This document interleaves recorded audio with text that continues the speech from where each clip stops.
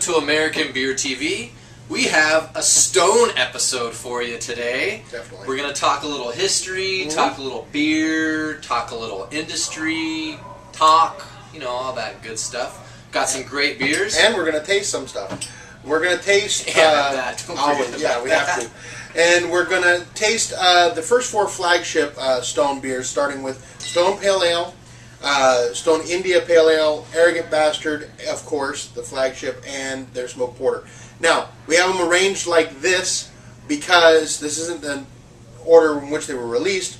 We're going from a standard tasting where you go, if you're doing a beer tasting or wine tasting, you always want to go from the lightest in terms of flavor and alcohol to the darkest. So that's the way we're doing it there. So the way they were released would just clear it up. Pale Ale, smoked porter, India Pale Ale, Arrogant Bastard. There you go.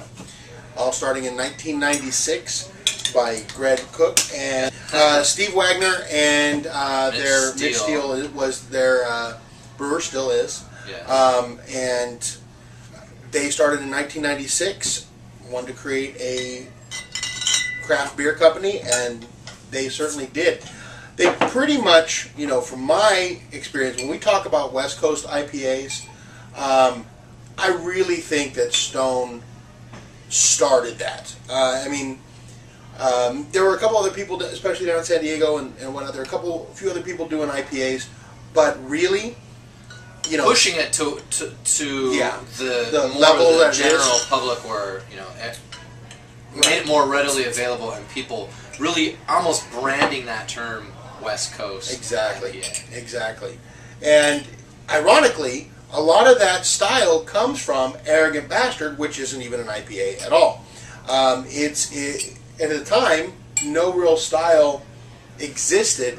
Now, if you went for a style, now this would be called American Strong Ale. Right. But at the time... nobody was doing beers like that. Yeah. To me, when I first tasted Arrogant Bastard, I thought it was like a mellow version of like a barley wine. Because it had that caramel malt, dark malt, with this big, huge... It's like a light barley wine.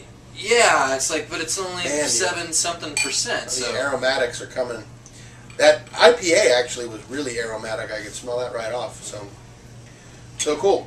And a smoked porter, to do a smoked porter for your second beer release is pretty ballsy too, because not too many people are into smoked beers. Not that not too many people produce smoked beers, but not too many people are even into them. Yeah, even doing a porter would be one thing, but doing a smoked porter. But that one quickly became one of my favorite as a daily drinker. But all these beers are great. Yeah, they're that's one thing. You rarely hear us talk bad about a beer because in general we only really review good beers. We don't go out and try to get crap and bash on it. I'm not gonna waste my time. There's so many great beers out there. You only drink the good ones. So speaking of good ones, let's get into this pale. Yeah, the Stone Pale Ale. It's about 5.4% alcohol, so it's a nice sessionable, easy drinking beer. Now they claim that this one's actually an English pale ale. Yeah. Now, color wise, maybe like malt characteristics wise, I would say yes, but hop characteristics, no. Yeah. It's not a huge hop aroma on this beer. It kind of smells like an English style, but a little bit. I don't know. I've had this beer so many times. Malty, Let's taste it.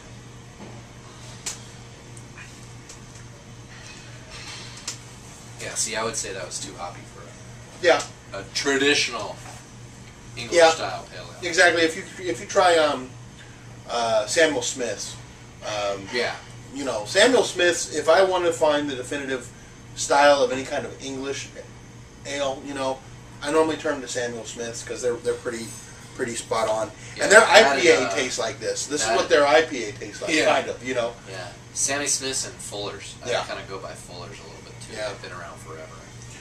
Yeah. So, but no, I can see that. But we're starting it's also. Really good. It is. It's a really good pale ale, and it's just a bit more hoppy than a traditional English pale ale. This, like I said, this is on par with a traditional IPA. But this is where we're starting to see the West Coast IPA theme develop. Yes.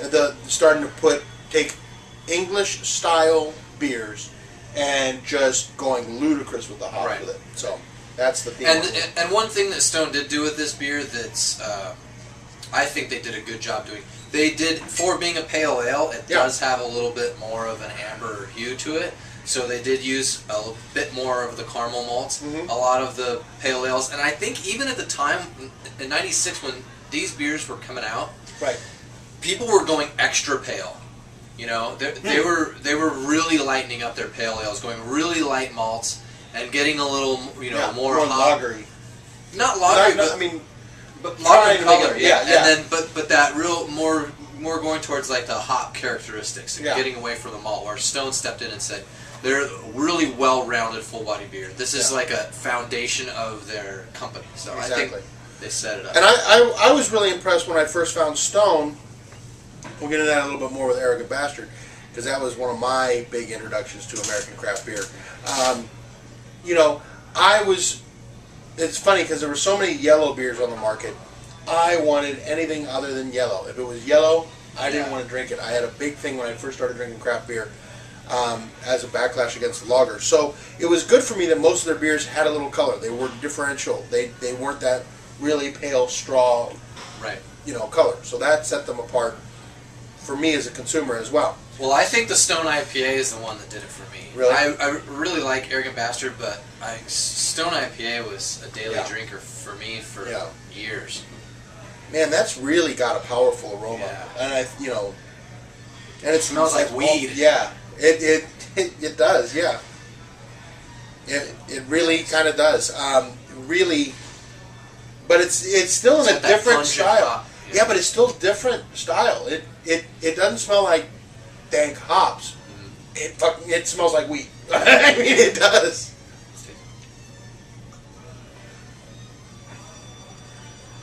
Really, really grassy hops. I think that's also what's in that nose. But that's great. I mean, that's just a good, easy drinker. Now, this one's a couple steps up. Lots of citrus in there. Yeah, this one's 6.9. You know, but still finishes quite dry. So let's get on to the Flagship, Arrogant Bastard. This is the thing that changed it for me. Because when I started, I didn't even start drinking till a little later in life. Because of the lagers. That's all that was out there. That's all I could find. And I had no interest in it. And so I ignored most of the origins of craft beer. Until this came out. I had tried some Guinness. I had tried some, Newcastles. And I was looking for darker ales. And so this came out. It was a darker ale. And this was like Hop Central. It was nuts. And their marketing, first of all, it looks cool. Second of all, it dares you. It's not peer pressure. Yeah, that's what I was just going to say. It's like, right on the label, it's like, you're not worthy. Yeah. It's like, you will not like this beer. Your palate is not sophisticated enough. I picked it up and I looked at it. It's just like talking trash to you. It's like, it's great. Yeah, you have to at least try it. And see, I've used those words so many times to introduce people to craft beer. This is an aggressive beer. You probably won't like it. We doubt you have the taste and sophistication to appreciate a beer of this caliber. Right. That says it all right there. And it's daring you. And if you don't like it, if you taste it and you say, ooh, I don't like it, well, then you're just saying, yeah, I don't have the taste and sophistication to appreciate this. Yeah. You were telling me earlier, you're like, it's beer pressure. It is, it's not beer pressure. Right. It's beer pressure. Like, you got to do it. Yeah. So I got it and got into it. Now, the hops were a bit much for me at first because I hadn't been drinking Newcastle and Guinness, whatever. I wasn't really exposed to hops. And I was like, what the hell is that? And then after a few bottles, that really grew on me, and I really, really liked it. So, made a convert out of me. So you can really smell the hops, and you get a little bit of that malt sweetness comes through. Yeah, totally. But you can really smell. It's like they use those like pungent, high alpha acid hops or something.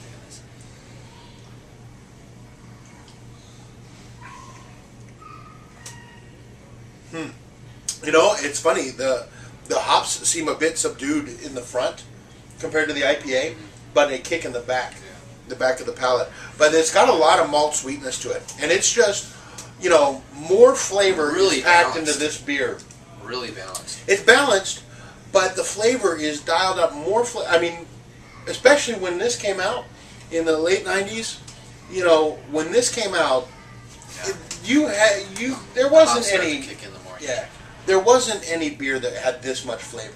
You know, just this much. Here's malt. Here's hops. Here's just everything. Here's alcohol, just raw. Yeah, I think that's well. I think that's what defines the style as an American strong ale. It's like, what do we call it? Well, it's American beer, and it's strong. And it's strong. Strong everything. Strong hop flavor, strong malt flavor, strong in alcohol. Yeah, see that second sip? I really get the hops. Oh yeah, that really just bitter. Yeah, but it's not like any kind of the flowery hops. You don't get a lot of any of the subtle notes. It's just pure dank punching you right in the throat. Just yeah. So that's Arrogant Bastard. I mean, that's a great beer. It's a great beer, and it's practically an institution in craft beer. And I think before we get to the smoked porter is kind of in a league of its own. But Arrogant Bastard, because it's done so much for their marketing and all this stuff, it's launched these other beers. We have Double Bastard, we have Lucky 13, we've got the Epic series. Right. I think Stone, I mean, they were so new. They were, they're only a year old when they came out with this beer. How would they have known that it would turn? How would they know that they would be here right now? Right. I mean, they're the 15th largest brewery in the country right now. Yeah. So that's huge. And in 14 years, how do you do something like that? Most of these other big companies have been going for 100, 200 years. Oh, yeah. Hundreds of years. Yeah, when you think of 14 years. when you think of the Belgian and the English companies, or even just Anheuser-Busch, Coors, they started in the early 1800s when they came over here from German immigrants. But for sure. These guys, 14 years, they're knocking it out of the park. They've been named the #1 best brewery on the planet by several different sources. Oh yeah. Big sources. Their gardens. Yeah, Rate Beer Advocate, just to name the two, which are probably Beer Geek Central for all of us. All right, let's get into the porter. Okay, so like I said before, I was looking for everything dark. So basically, if it had stout or porter on it, I just went and bought that. And I actually tried Stone Smoke Porter before I tried Arrogant Bastard. Oh, really? Yeah, because I tried it first. And I really liked it, and I went. I think I tried them all really close. Because as soon as real close, as soon as we got I got my I'm hands not on Stone, like I just tried them all. I was like, okay, give me everything. Yeah. God, Well, see, I was still in this phase where I didn't really know what I knew. I liked this narrow band of dark beers, and I didn't want to spend my money. I didn't have a lot of money. I didn't want to spend it on other stuff, so I picked up this smoked porter, and This smoked porter became my daily drinker for a long time. That was also in my massive cigar smoking days. So this was something that would definitely hang up. Perfect for it. So I'd go pick up a bottle of this, a couple cigars, kick it in my apartment, playing Xbox or whatever. See, I was drinking the IPA because I was smoking weed. There you go. Cigars and weed. There you go. We've got it covered. So. Nice really malty nice. note. Yeah, really nice malt. That really subtle smoke comes through. Yeah.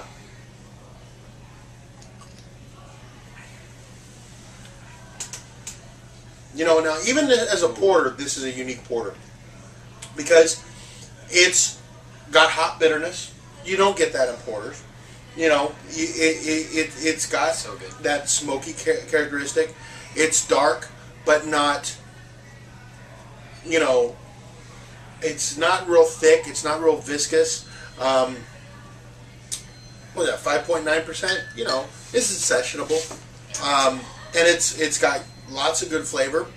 It has just the right amount of smoke. Because I'm not a big smoked beer fan. Like if you've ever had the German Rauch beers, man, it's like drinking bacon. Yeah. It's good. Don't get me wrong. I like that stuff, but it's like it's certainly not sessionable beer. You can taste those beers, and you're like, oh, I'm done. Yeah. I mean, there's certain things that are like beer like this really sets itself apart because it goes so well with food. Oh yeah. I mean, this and barbecue. Totally, man. It's like hand. And I want to point out, Kenny. This man has the patience of Job.